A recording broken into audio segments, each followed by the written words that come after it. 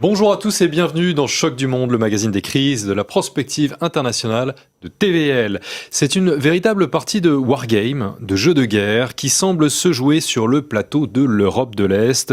Toutes les ingérences ont eu lieu dans la petite Moldavie, où les législatives ont été remportées d'une courte tête par les pro-européens, alors qu'un retour dans le giron russe était en jeu. Les Européens sont aussi, quant à eux, omnubilés par la menace des drones et des avions russes, le long de certains pays et de frontières de la Russie. L'UE veut mettre en place un mur anti-drone. Nous allons en parler et puis nous allons aussi parler bien sûr de Washington, de Donald Trump et des Américains. Les Américains qui pressent Moscou. Selon J.D. Vance, le vice-président, le Kremlin a refusé de rencontrer Donald Trump et celui-ci aurait accepté, selon plusieurs rumeurs, de vendre des missiles Tomahawk à Kiev. Nous allons bien sûr revenir là-dessus et nous allons revenir là-dessus avec Emmanuel Gou. Emmanuel Gou, bonjour. Bonjour. Nous allons parler de toutes ces petites escarmouches, de toutes ces rumeurs, de toutes ces discussions globales et stratégiques avec vous. Vous êtes, je le rappelle, diplomate et conseiller international. Vous avez été président d'ailleurs de Canal+ en Italie. Vous avez travaillé pendant toute votre carrière entre Rome et Moscou. Donc votre expertise, votre connaissance nous est très utile aujourd'hui. Emmanuel Gou, j'ai utilisé l'analogie du wargame. Je ne sais pas si vous êtes un pratiquant de ce genre de choses. Non, pas vraiment. Mais nous avons en fait le sentiment qu'il y a des mouvements de figurines et que quelque chose peut se produire. Alors bien sûr, quelque chose de potentiellement très dramatique. Alors commençons par la petite Moldavie.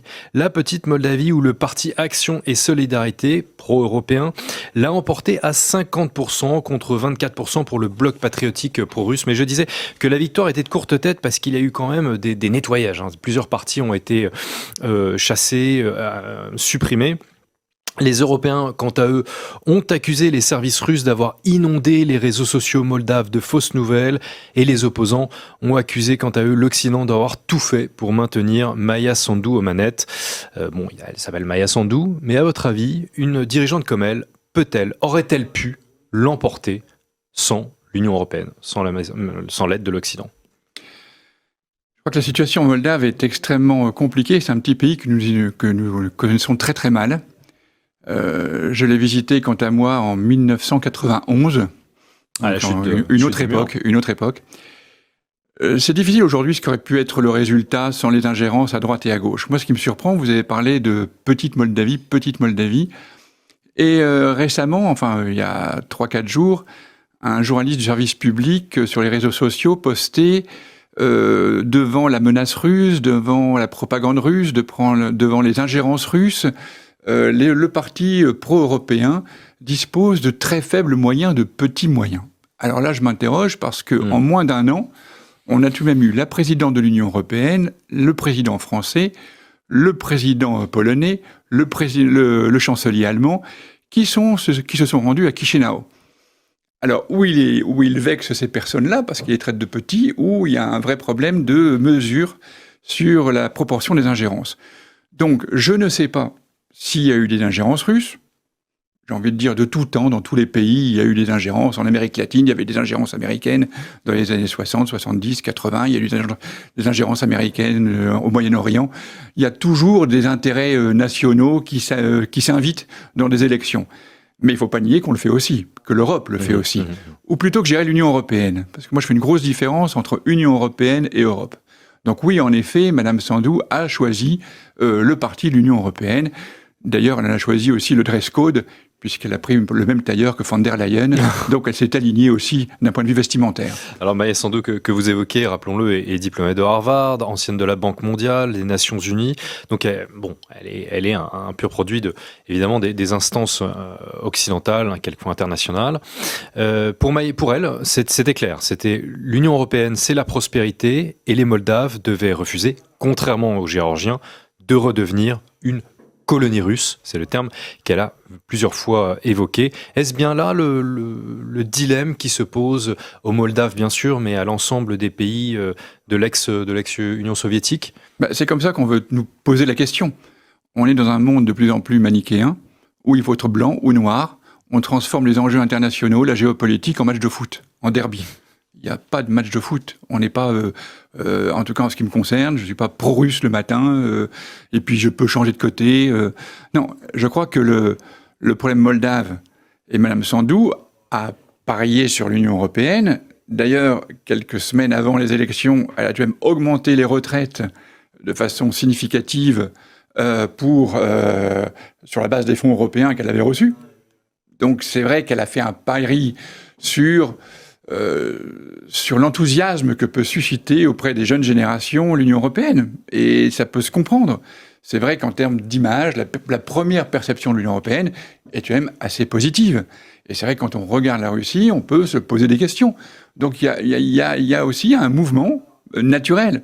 De là à placer le débat... Justement que vous pensez que cet avis positif s'est maintenu, se maintient encore en 2025, alors bon que l'Union européenne est de moins en moins un exemple de démocratie, de prospérité et j'en passe. Non, c'est très marrant parce que je parlais hier avec des amis moldaves en Italie, parce que vous savez que la communauté moldave en Italie, je crois que c'est la première communauté moldave en Europe. Il faudra vérifier les chiffres, mais enfin c'est une très très importante. Enfin, oui, les liens culturels des Roumains, des Moldaves sont plus proches avec l'Italie. Liens culturels, mais aussi, j'ai envie de dire, liens d'émigration, d'émigration pour le travail, parce que dans les années 90, c'est vrai que vivre en Moldavie, c'était pas facile de boucler la fin de mois ou boucler la fin de semaine, je dirais.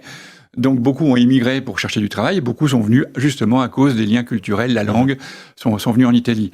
Et c'est vrai qu'il y a une sorte de mirage. Alors il y a quelques années, le mirage était plus réalité qu'aujourd'hui sur l'Europe. C'est vrai que si on faisait un travail d'introspection sur notre situation européenne aujourd'hui, on n'a pas grand-chose à envier à la rue... on a beaucoup de choses à envier, pardon, excusez-moi, mais à d'autres pays qui tournent mieux. Et donc la situation n'est pas aussi attractive qu'elle n'a pu l'être. Malheureusement, les populations ne sont pas au courant de tout ce qu'il se passe, et je crois que certains témoignages de Moldaves à l'étranger racontent justement que il y a des difficultés en Italie, il y a des difficultés en France, il y a des difficultés en Allemagne, et qui ne font qu'augmenter. Alors, je pourrais prendre pas mal d'exemples, notamment qu'une opposante, des opposants pro-russes ont été condamnés en août dernier pour avoir acheminé des fonds russes aux partis d'opposition en Moldavie, ou comment d'autres partis ont été suspendus.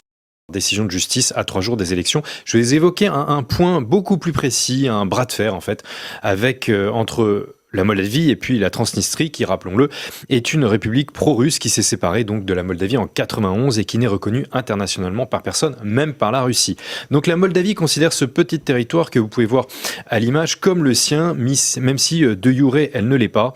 Et scène rocambolesque pendant les élections avant-hier, le poste frontière entre ces deux territoires a été bloqué pour empêcher les électeurs de Transnistrie, donc rappelons-le, des Russes sans doute ethniques, de voter aux élections. Évidemment, les médias russes sont montés au créneau, soulignant que ce pont n'a été ouvert que 30 minutes avant la fermeture des bureaux de vote. Je ne veux pas vous embarquer, Emmanuel Gou, dans ce petit point entre la Transnistrie et la Moldavie, mais je voudrais en fait vous demander, Emmanuel Gou, on a l'impression que les principes démocratiques ont totalement disparu à l'heure actuelle, tellement la tension est forte et palpable entre l'Est et l'Ouest, entre l'Occident et l'Orient, entre l'Union européenne et la Russie. On a l'impression que ces principes démocratiques deviennent un vœu pieux. J'ai envie de vous demander, dans ce rapport de force, la fin en vient-elle à justifier les moyens ?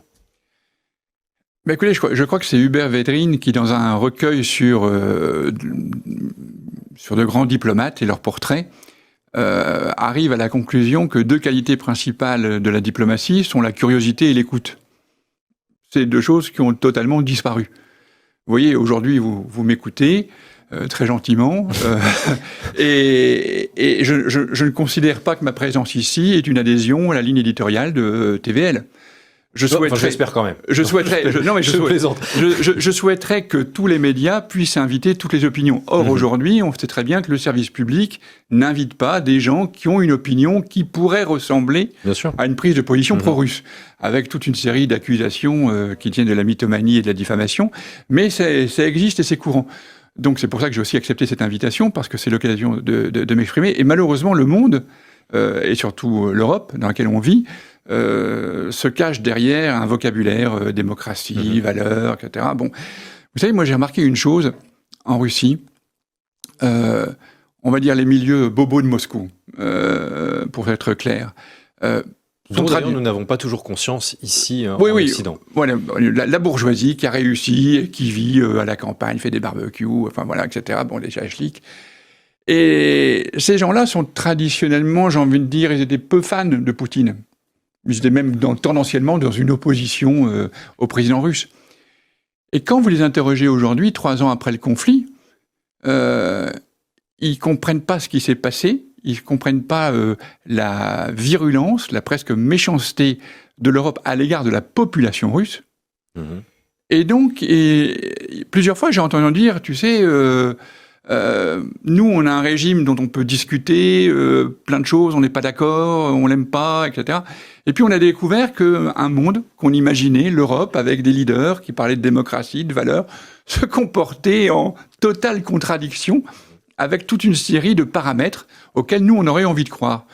Alors, comme visiblement, vous les avez pas en Europe, nous, on les a peut-être pas ici, mais alors on préfère les nôtres aux autres.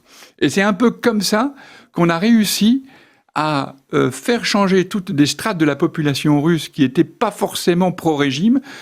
Je ne dirais pas en pro-régime, mais en tout cas en incompréhension totale vis-à-vis d'une Europe continentale dont on rêvait. C'est un sursaut d'orgueil ?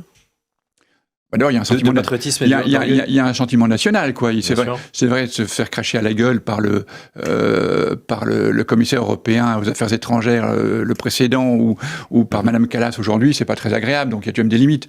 Donc je crois qu'il est naturel de réagir ainsi.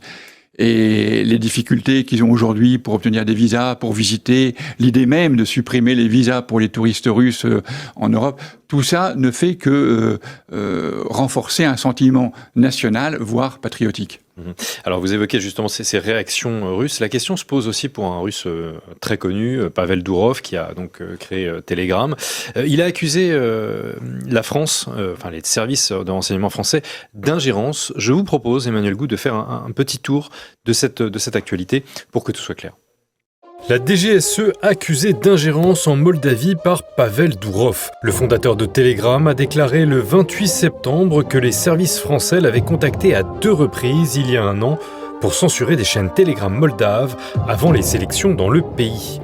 Une requête formulée alors que le milliardaire était bloqué à Paris en lien avec son arrestation ordonnée en août 2024 pour complicité dans la diffusion de contenus illégaux sur sa plateforme. Telegram a accepté une première fois, remarquant que plusieurs chaînes transmises violaient ses propres règles. En échange de cette coopération, un intermédiaire a indiqué à Dourov que les services parleraient favorablement de lui au juge français chargé de son dossier. Telegram aurait ensuite reçu une 2e liste de chaînes jugées encore problématiques. Dourov a rapporté avoir 7 fois refusé de s'exécuter, jugeant que ces chaînes n'avaient rien d'illégitime, si ce n'est de propager des positions politiques contraires à celles des gouvernements moldaves et français. Le Quai d'Orsay a démenti ces accusations sur X, soulignant que Dourov avait déjà accusé les services français de tentative d'ingérence dans l'élection roumaine. Les accusations de Dourov ont aussi suscité la réaction d'Elon Musk, qui a simplement commenté « Waouh ». Donc Emmanuel Goude, vous êtes diplomate. Quel devrait, selon vous, être le rôle de la France en cas de crise dans ces ex-républiques soviétiques tiraillées entre l'Ouest et l'Ouest, entre l'Ouest et l'Est ? Je crois d'abord, je le rappelais tout à l'heure, comme le rappelait Védrine, la France devrait se doter de personnes capables de curiosité et d'écoute. Or, elle manque clairement à l'appel aujourd'hui, en tout cas dans nos dirigeants. Donc c'est très difficile, dans un contexte qui se présente véritablement comme manichéen. Ça veut dire le mal, c'est la Russie, et donc il faut tout faire pour combattre le mal. Et dans cette perspective-là, c'est vrai qu'on se sent totalement, c'est paradoxal, désarmé alors qu'on ne pense qu'au réarmement. Nous allons revenir sur le réarmement, oui, bien sûr. Et je crois qu'il faudrait pouvoir rétablir des contacts de confiance. Vous savez, dans la diplomatie, il y a les dirigeants, il y a les ministres, il y a les présidents, mais il y a aussi des staffs. Et pendant des années, les staffs de Chirac, les staffs de Sarkozy, pour faire référence à la France, en Italie, la même chose, les staffs des 2 côtés, entre la Russie et la France, entre la Russie et l'Italie, se parlaient. Il y avait des échanges chez les moins gradés, on va dire, mais ce qui permettait, dans la présentation des dossiers, d'arriver à faire passer des messages petit à petit et à créer un climat de confiance. Aujourd'hui, il n'y a plus de climat de confiance. Et comment voulez-vous que du côté russe, il y ait une confiance alors que, je me fais référer aux accords de Minsk, Poutine a toujours dénoncé la crédibilité et de la sincérité des Européens sur Minsk, et on a tenu Madame Merkel et Monsieur Hollande qui ont la première, dans, je crois, le Frankfurter Allgemeine, et le second dans une vidéo improvisée, déclarait clairement qu'en fait, c'était pour se payer la Russie. Pas facile d'avoir confiance après. Gagner du temps. Voilà. Et gagner du temps pour permettre le gagner du temps, malheureusement, le gagner du temps, on le sait malheureusement, depuis la révolution orange, on tente de gagner du temps pour réarmer une Ukraine, pour éventuellement bloquer la prospérité de la Russie. Il fallait dire non à un moment, et la Russie a dit non. Alors vous évoquez le réarmement, le danger du réarmement. L'Union européenne a voulu contrer les ingérences russes, donc dit-elle, en Moldavie.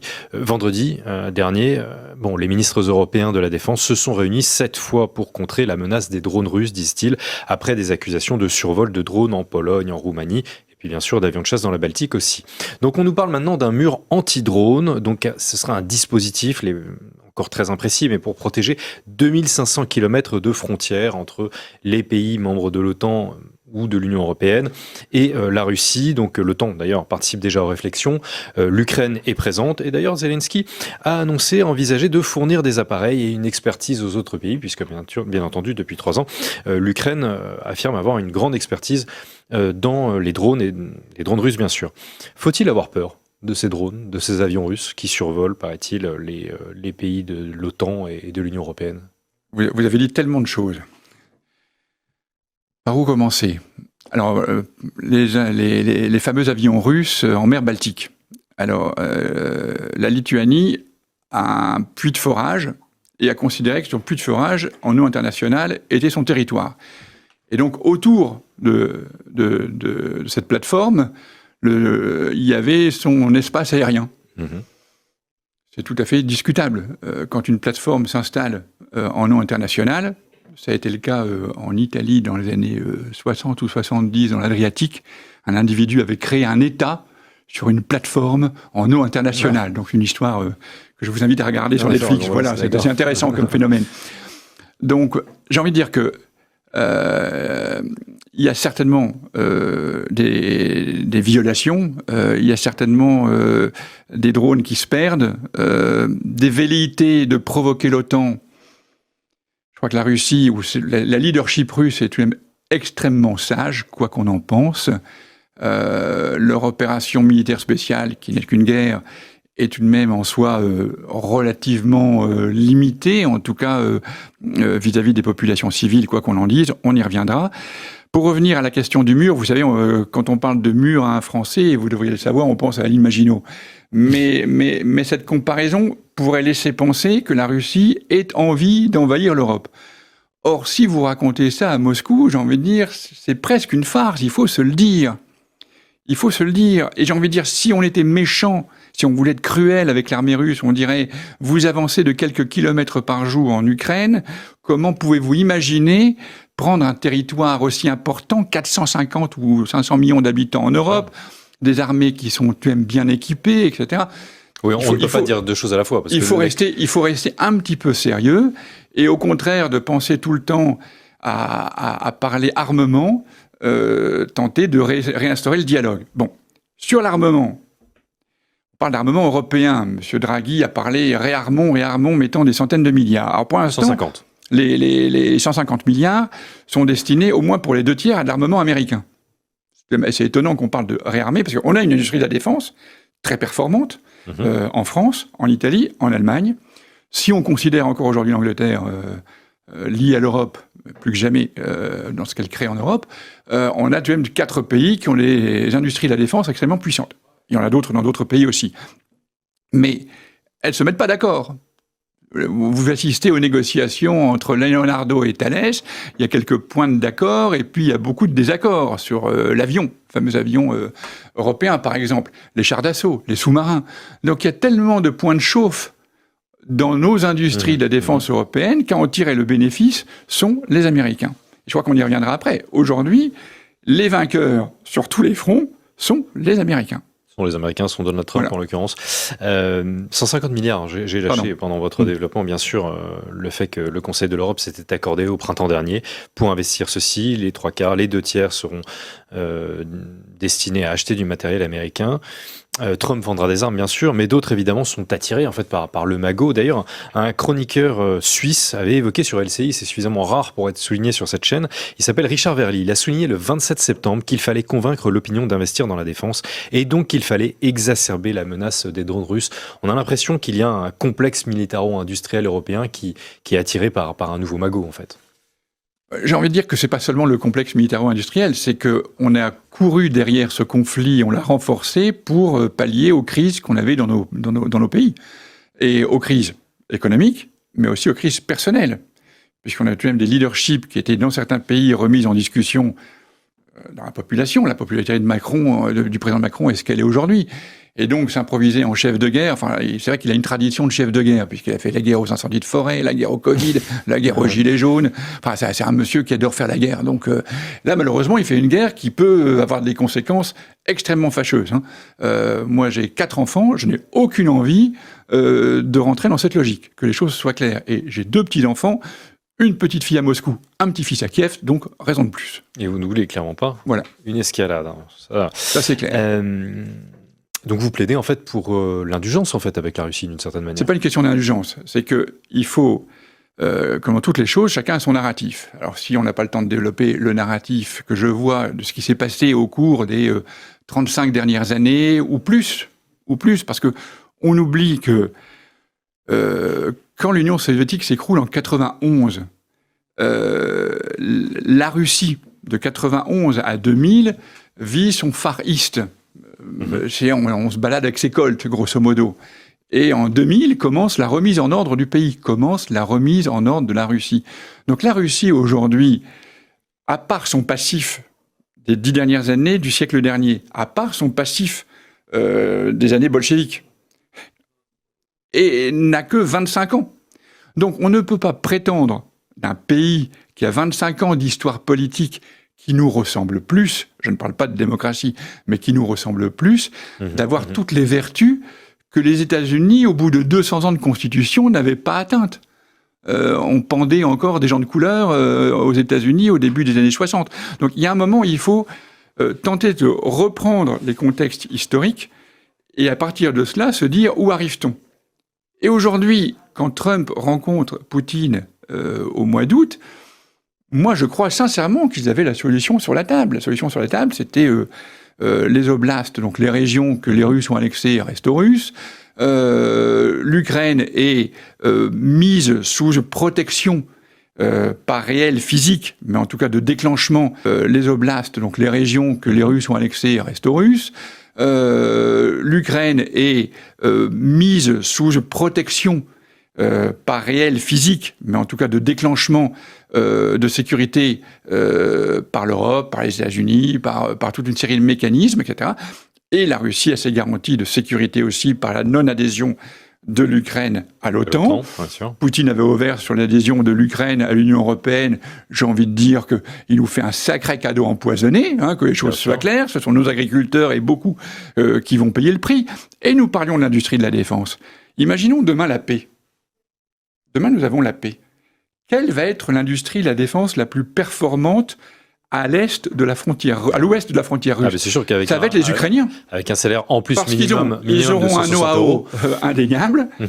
Ils auront pu récupérer, démonter nos Césars et en faire des moins chers, et ainsi de suite. Et plus toute l'expérience en drone. Donc, dans l'industrie de la défense européenne, on verra l'Ukraine s'afficher comme leader. Nous avons créé un concurrent. Oui, enfin, c'est un peu cynique de résumer à cela, mais c'est vrai que en tout cas, potentiellement, c'est quelqu'un qui, sur le front agricole et sur le front de l'industrie de la défense, est un sacré concurrent pour nos pays. Concurrent. Alors, vous évoquez les États-Unis, nous devions y venir justement, parce que vous évoquez le sommet de l'Alaska qui, à certains égards, semblait s'être bien passé, en tout cas, vous avez l'air de le penser, Emmanuel Gou. Malheureusement, ce n'est plus le cas. Plus d'un mois après, hier, sur Fox News, Keith Kellogg, donc conseiller du président américain, a estimé, ce n'est qu'une rumeur, mais a pensé que Trump aurait pu accepter de vendre des missiles Tomahawk à l'Ukraine et aurait autorisé donc des frappes dans la profondeur russe. Rappelons quand même qu'un missile Tomahawk a une portée de 1600 km contre 300 pour les missiles ATACMS qui ont déjà été livrés à Kiev. Qu'est-ce que c'est ? C'est un revirement ? C'est la menace du pire ? Pourquoi Trump a-t-il changé comme ça en un mois ?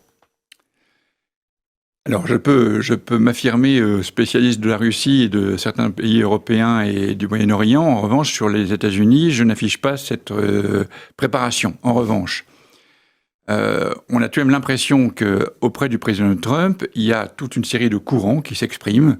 On va caricaturer les pro-russes et les anti-russes, mais c'est vraiment de la caricature. On pourrait parler de pro-complexe militaro-industriel, opposés aux guerres en tout genre. Je crois qu'en effet, il y a un jeu des courants d'influence auprès de Trump. J'ai envie de parier, parce que j'ai envie d'y croire, que Trump a sa ligne, qu'il ne la confie à personne, que ce qu'il déclare le lundi et peut-être le contraire le mardi ne fait partie que de sa stratégie instinctive de donner à manger aux médias. Il y a ceux qui veulent analyser, etc. Mais je crois qu'il a un fil conducteur. J'espère vraiment, et que ce fil conducteur passe en effet par la reconstruction de liens avec la Russie. Vous savez, moi je crois que Trump, en plus, alors j'ai fait de la communication politique, j'ai envie de dire c'est de toute façon un animal politique, au sens positif du terme, et je crois que cet animal se souvient très bien que tous les leaders européens, ou presque, pas le leadership italienne, ont fait des campagnes pro-Biden ou pro-Harris pendant la campagne américaine. Et je crois qu'un leader tel que Trump n'oublie pas cela. Donc, comme je suis européen convaincu, j'ai envie de dire, j'ai peur. Parce qu'en fait, j'ai l'impression qu'en Europe, on a tout le monde qui va nous tomber dessus bientôt, et que l'ennemi économique n'est pas l'ennemi militaire, et parce que je ne crois pas au danger militaire sur l'Europe, donc je ne crois pas du tout à une possible agression russe vis-à-vis de l'Europe. En revanche, je vois des mécaniques américaines, chinoises, indiennes se mettre en place pour mettre en péril notre vieux continent. Ça, oui. Mais les Américains sont un peu lassés. On m'a dit par exemple que Trump est quelqu'un qui déteste ne pas maîtriser les choses, perdre la main, ou plus précisément, sentir que son interlocuteur prend le dessus sur lui d'une certaine manière. Est-ce que vous avez le sentiment en quelques semaines que la Russie a pris le dessus ? Non, je crois vraiment que ça fait encore partie de notre façon d'analyser des mondes que l'on ne connaît pas. Vous savez, Napoléon avait cette formule sur les Russes. Il disait, vous grattez le Russe, vous trouvez un Tartare. Et c'est vrai que le Russe, le défaut, entre guillemets, qu'il a, c'est qu'il nous ressemble physiquement. Il vous ressemble, Édouard, il me ressemble, etc. Et on ne voit pas la différence quand on le retrouve au d'une table. Le Chinois, on va le reconnaître, le Japonais, on va le reconnaître, l'Indien, on va le reconnaître. Et donc, on pense systématiquement qu'il va penser, agir, avoir nos mêmes réflexes. Pas du tout. Son rapport avec le temps est totalement différent. Bien sûr. Pour Poutine, son rapport avec les réseaux sociaux est totalement différent. Il ne X pas, il ne Facebook pas, il ne Instagram pas, et ainsi de suite. Donc on est dans des mondes et dans des logiques extrêmement différentes. Donc je crois que quand on utilise nos critères pour évaluer ce qui se passe de l'autre côté, on a beaucoup de chances de se tromper. Donc que la Russie aujourd'hui est dans une situation qui semble confortable, l'économie ralentit, mais son taux de croissance est 2 fois supérieur au taux de croissance français.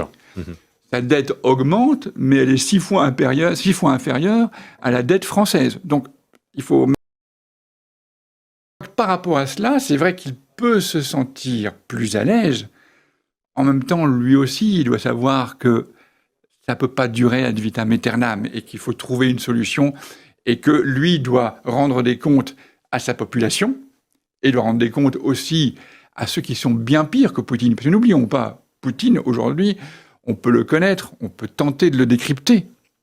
Encore une fois, si on dépasse les filtres qu'on utilise en Europe. Mais après, il y a des gens qui sont bien pires que lui. Vous le dites, et d'ailleurs, vous connaissez très bien le pouvoir moscovite. Je le fréquente depuis 35 ans, donc ça aide un peu. Vance, lui, a reproché, le 28 septembre, a reproché au Kremlin, à Moscou, d'avoir refusé plusieurs rencontres trilatérales entre, bien sûr, Washington, mais aussi Kiev et Moscou.